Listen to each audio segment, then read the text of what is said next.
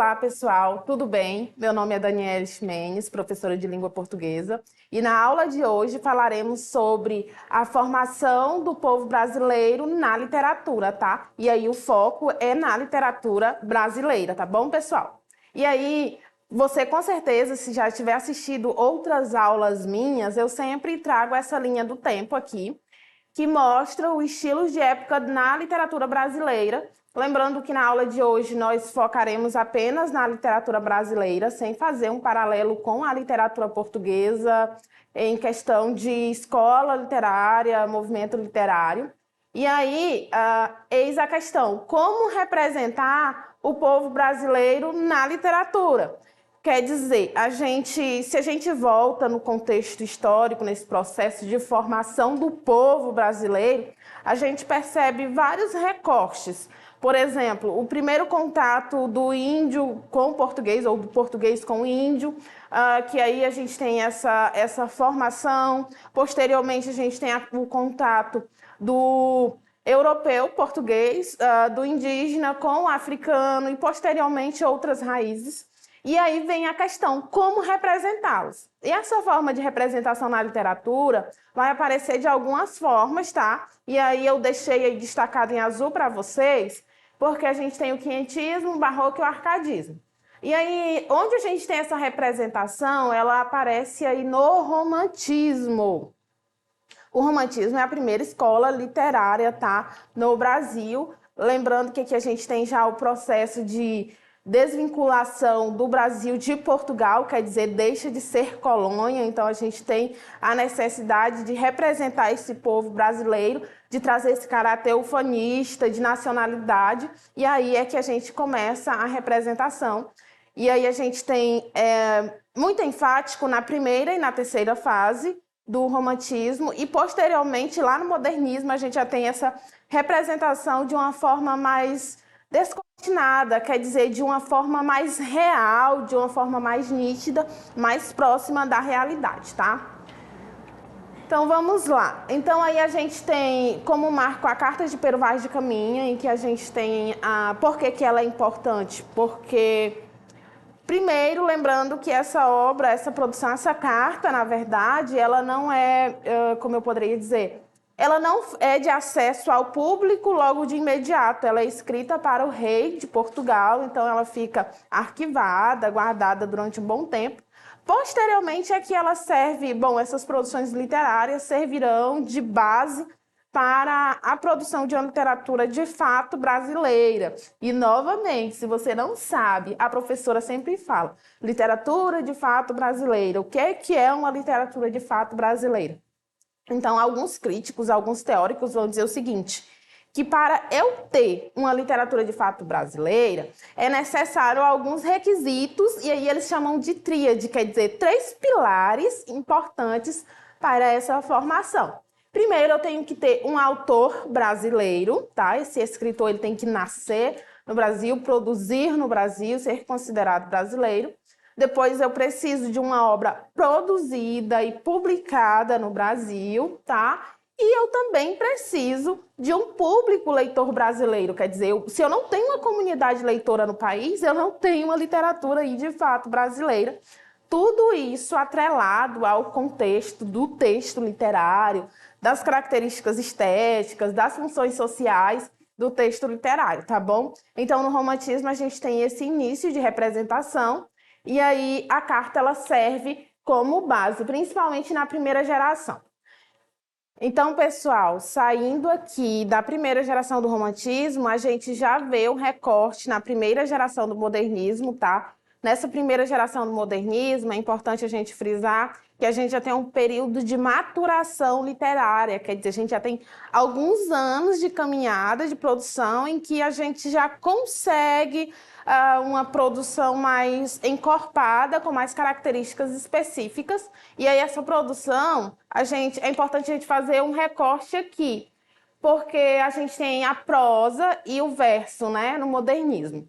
Essa questão da formação do povo brasileiro, da identidade, ela vai aparecer mais nítida na prosa, embora a gente tenha no verso algumas características dessas produções, só que elas vão trazer outras minúcias, quer dizer, outros detalhes aí da formação do povo brasileiro, mas num caráter mais social mesmo, numa perspectiva mais crítica, e aí é dessa forma que a gente vai ver, tá? E aí eu trouxe para vocês alguns recortes acerca dessa representação. Então, a gente tem o índio como símbolo de nacionalidade, lembrando que o índio ele é escolhido como símbolo de nacionalidade, levando em consideração a questão do nativo, quer dizer, ele já estava aqui quando os portugueses chegaram e ocuparam a terra, então escolhe-se como símbolo o índio, tá? E aí, nessa perspectiva da primeira geração do romantismo, perdão, do romantismo mesmo, a gente tem uma produção no verso e na prosa, e aí eu gostaria de mostrar para vocês agora esse texto aqui, Marabá, que traz um caráter muito interessante acerca da formação do povo brasileiro, mas em uma visão mais indígena, enquanto a gente tem a Iracema, que traz numa visão também mais diferente, assim, de certa forma. E aí o texto é do Gonçalves Dias, tá? Diz assim: eu vivo sozinha, ninguém me procura. Acaso feiura não sou de Tupá? Se algum dentre os homens de mim não se esconde, tu és, me responde. Tu és Marabá. Meus olhos são garços, são cor das safiras. Tem luz das estrelas, tem meigo brilhar. Imitam as nuvens de um céu anilado. As cores imitam as vagas do mar. Observa aqui que na produção literária da versificação é comum que a gente encontre figuras de linguagem, comparações, alguns recursos estilísticos que são mais elaborados, mais explorados aqui nesse tipo de produção. E aí a gente tem Marabá. Por que que o título dessa obra é Marabá? Marabá significa mestiça, tá? Então, a gente tem uma jovem indígena que mora ali na aldeia, só que ela é mestiça. E o que é mestiça? O que significa essa palavra? Embora a gente tenha algumas críticas acerca do uso desse termo, a dizer que a gente é mestiço e tal, gera algumas críticas. No entanto, é nesse sentido que aparece aqui. E aí, ela é mestiça no sentido de ela ser misturada, quer dizer, ela é fruto da junção de um europeu com o indígena, né, que mostra esse primeiro contato de formação do povo brasileiro, onde nasce o primeiro brasileiro, não é? Dessa junção aí. E aí o que acontece? Quando a Marabá nasce, ela nasce em uma aldeia, só que com características europeias. E aí o que é o padrão de beleza? Quais são as características europeias aí? Elas aparecem aí na segunda estrofe, tá? Em que a gente tem, olha só, a gente tem aí olhos garços, cor das safiras, quer dizer, são claros, né? São azuis aí. E aí imitam as nuvens de um céu anilado, então quer dizer que são azuis. Então a gente tem toda a descrição acerca dessa moça. Futuramente, a gente, quer dizer, no decorrer do poema, que não é só isso, é só um fragmento que eu trouxe para comprovar para vocês, a gente tem outras características, como o cabelo, como a pele, enfim, tudo isso aparece dessa forma, de maneira a transparecer. No caso, ela tem uma rejeição. Por ela ter características europeias, ela é rejeitada pela tribo indígena, pelos rapazes, tá? E aí, a gente tem o Ijuca Pirama também, que é um poema de Gonçalves Dias. Então, até então, nas minhas aulas, eu trazia mais a prosa, então trago aqui a versificação. Então, o Ijuca Pirama, ele é representado aqui como um símbolo de nacionalidade, e aí a gente vai observar ao longo da leitura, não só desse texto, mas de outros, alguns termos específicos aqui dos indígenas, de línguas indígenas, que a gente até desconhece o significado, tá? Vamos lá. Ijuca Pirama, poema de Gonçalves Dias. Meu canto de morte, guerreiros, ouvi. Sou filho das selvas, nas selvas cresci. Guerreiros descendo da tribo Tupi. Da tribo pujante, que agora anda errante, por fado inconstante. Sou bravo, sou forte, sou filho do norte. Meu canto de morte, guerreiros, ouvi. Então, observa aqui que a gente tem aí uma retratação desse índio inserido no seu, na sua área de desenvolvimento ali na aldeia. E aí tem no decorrer dessa obra, que inclusive é curta, se você quiser ler, é super interessante, mostra aí essa questão do guerreiro, das características de conflitos entre as tribos, então aparece, tá? Mas aí, olha só o que é que eu trouxe. Eu trouxe Iracema para vocês. Iracema de novo, porque, como eu disse, a Iracema em aulas anteriores, ou que você já deve ter ouvido falar, a Iracema é a obra que traz aí para dentro da narrativa, para dentro da literatura brasileira, a característica da formação do povo brasileiro, inclusive a formação do estado do Ceará, tá? E aí eu trouxe um comparativo para vocês. Isso aí é o capítulo 2. Diz assim: muito além daquela serra que ainda azula no horizonte, nasceu Iracema. Iracema, a virgem dos lábios de mel, que tinha os cabelos mais negros que a asa da graúna. Observa aí que eu tenho uma caracterização da Iracema, que é indígena, com a ave aí da fauna brasileira, fauna e flora brasileira, a gente tem representando muito bem nessa produção. E aí, em seguida, continua, tá? E mais longos que seu talhe de palmeiras. O favo da jati não era doce como seu sorriso, nem a baunilha rescindia no bosque como seu hálito perfumado. Nesse primeiro processo aqui, a gente tem uma idealização, tá? A gente tem a representação do povo brasileiro, mas de forma idealizada. E aí, eis a pergunta, o que é idealizar, né? Vamos lá. O povo brasileiro, além da idealização, e é aí que eu quero chegar. Idealizar, segundo o Dício aí, significa projetar ou projetar-se de modo ideal, imaginar alguém de maneira perfeita, idealizar um personagem, um modelo, fantasiar, conceber de modo imaginativo, criar na imaginação. Então, observa, no romantismo a gente tem essa formação do povo brasileiro de forma idealizada, bonita, perfeita, pronta. Idealizada quer dizer daquilo que eu imagino que seja o ideal, que seja o correto, que seja o bonito e tal. Vai aparecer nessa produção, tá? E aí, posteriormente, no modernismo, a gente já tem um descortinamento, eu trouxe para vocês a obra Macunaíma. Essa obra representa bem o povo além da idealização. É do Mário de Andrade, organizado em prosa, tá? Teve uma adaptação para o cinema. E aí, Macunaíma é conhecido como o herói sem nenhum caráter, levando em consideração o descortinamento. Quer dizer, não é mais idealizado, visto que não é mais idealizado, a gente tem aí o herói, que não é tão herói assim, quer dizer, ele tem alguns adjetivos, algumas características que vão contra esses preceitos já estabelecidos pela sociedade, tá? E aí eu trouxe um trecho para vocês para comprovar.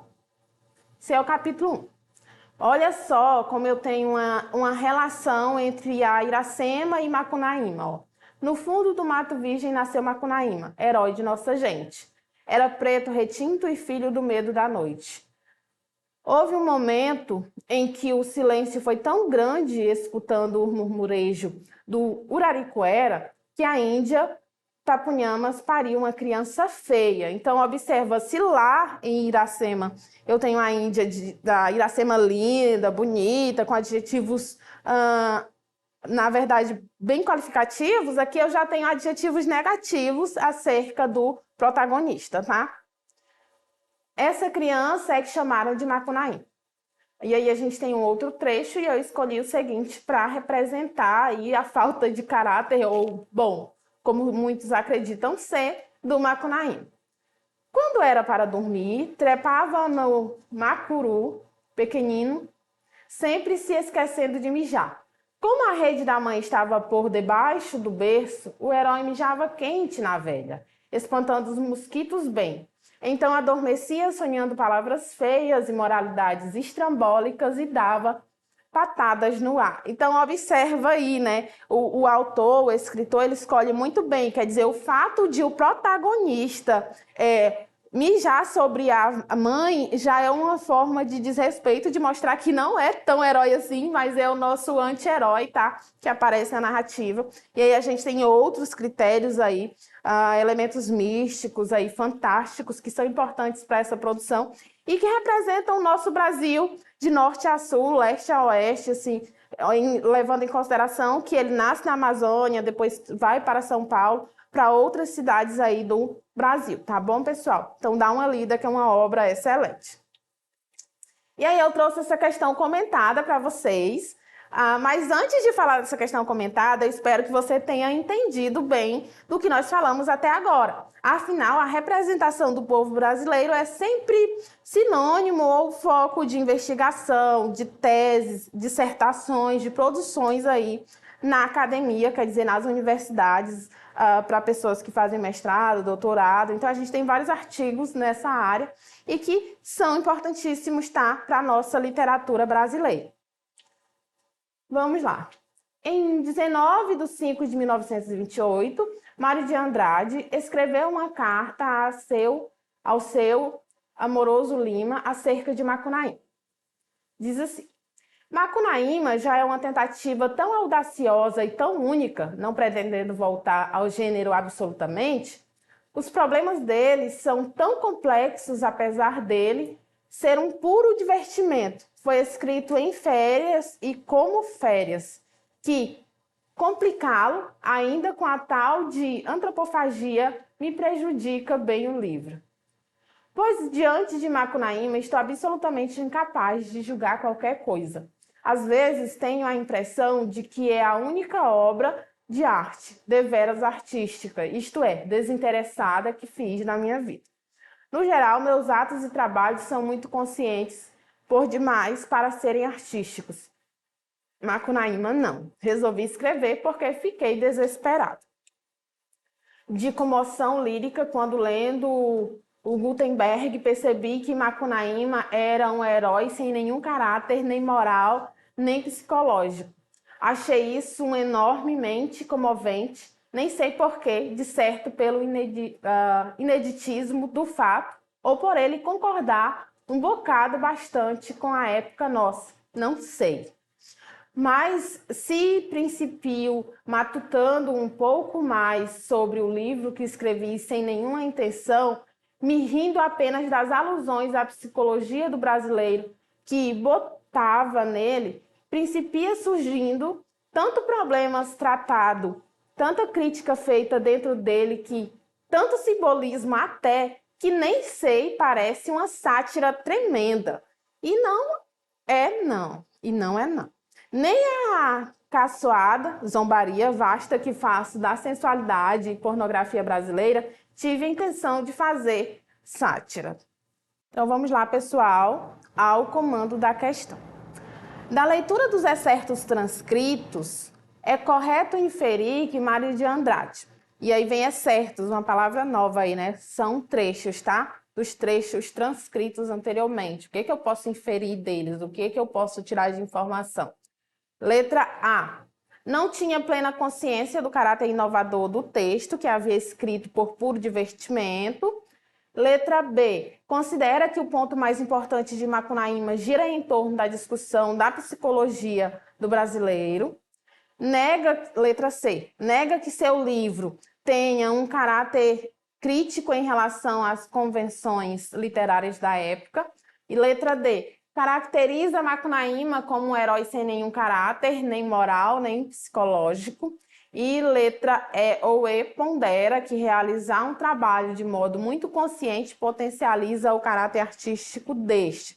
Então, a gente tem como assertiva aí, pessoal, a caracterização aí do Macunaíma como um herói sem nenhum caráter, tá? Significa dizer, e aí é tanto que aparece logo lá no início do texto, e aí eu já falava sobre isso acerca dessa própria opinião pessoal do autor, do escritor sobre a obra, tá? Então a gente tem a assertiva aí, a letra D. E aí, gostou da nossa aula de hoje? Se você quiser assistir novamente essa aula, acesse a nossa plataforma Eduque, que lá estará disponível tanto a aula quanto esse slide para você fazer anotações, tá bom? Te vejo na próxima!